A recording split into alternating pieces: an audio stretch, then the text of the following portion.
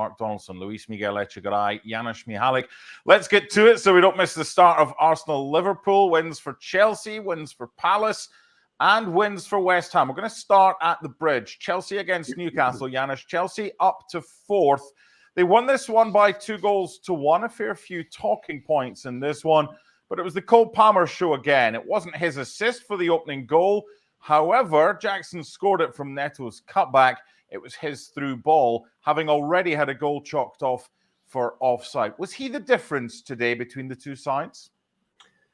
Well, he seems always to be the difference, but I just think that it's the I think it's more that, as we've said before, something's brewing at Chelsea.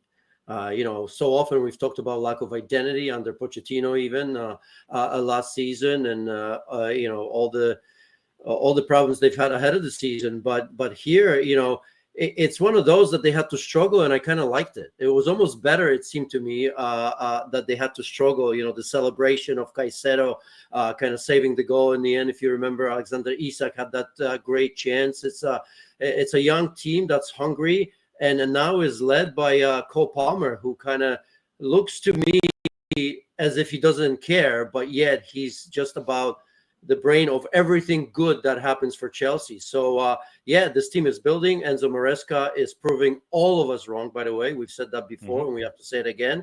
In a game where they did have to struggle, they had to show character. It's still a very young team. Cole Palmer is turning out to be an incredible player in the Premier League. LME, for all the talk during pre-season and over the summer, Chelsea have signed 1 million players. How are they going to work? He's basically got his middle to front sorted, with the exception of kind of wide on the left-hand side. Sometimes he plays Sancho. Today he plays Pedro Neto.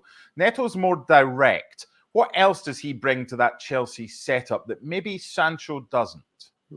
A little bit of swagger and a little bit of impetus when it comes to his vision. I think something that we forget about Pedro Neto, who's a very left-footed player, but my God, what a left foot. He's very good at knowing what to do, when to do it. I mean, we mentioned the opening goal, that ridiculous ball for Cole Palmer that saw Pedro Neto go through.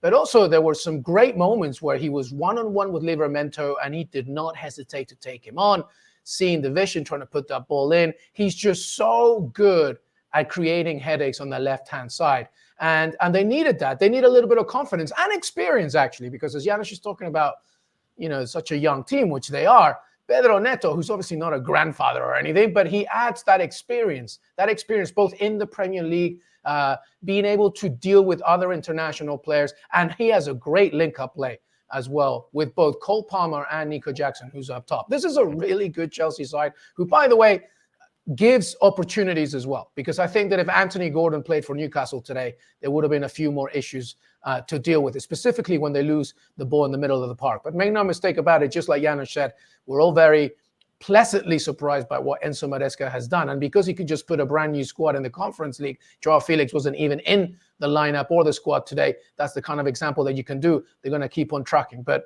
I'm intrigued once again to see what they do against, top 3 to 4 position. But you cannot hate. This Chelsea side continues to roll. Yeah, Anthony Gordon failing a late fitness test, so he wasn't available today. Janusz, Newcastle equalised just after the half hour, but then conceded just after the halftime whistle for the start of the second half. What did they bring to the party today?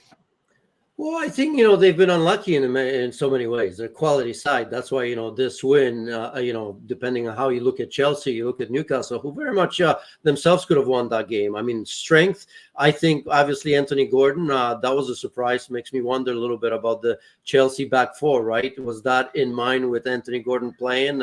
I'm sure we'll get to Chelsea defensively because they do have some issues in the back four.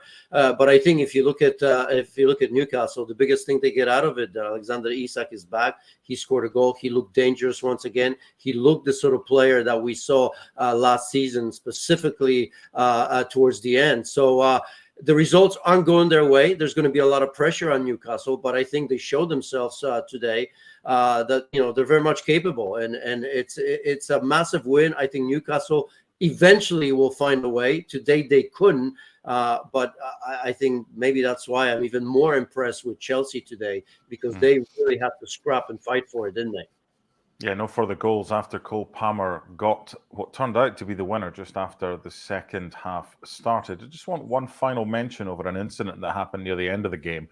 I didn't think Simon Hooper had a great game, the referee. He awarded a penalty for Chelsea. It was hardly anything from Dan Burn on Christopher Nkunku, but VAR was used correctly, LME. The referee was told by Jared Gillett, the VAR referee who was watching on, he didn't think it was a penalty, to have another look. Job done. We all make mistakes, but we can't be given penalties for things like that, can we? No, we can't. And it was just a great performance by Nkunku to fall down in the way that it was. It was a beautiful Al Pacino, Serpico-esque performance to fall down the way that he did. And Cooper felt for it. And this is why we need to salute VAR once again, because after looking at the screen, he realized that he had made a mistake and it was overturned. And by the way, in the last few weeks, I think it's a right thing to say that, you know, it's not perfect, but things are continuing to improve because of VAR and justifying overturning decisions that should have happened. But thank God Simon Cooper overturned that one and it wasn't a penalty at all. Yeah. Look, we all have bad days at the office. Simon Hooper had one, and it didn't turn out to be anything that was too controversial because VAR was able to tidy it up.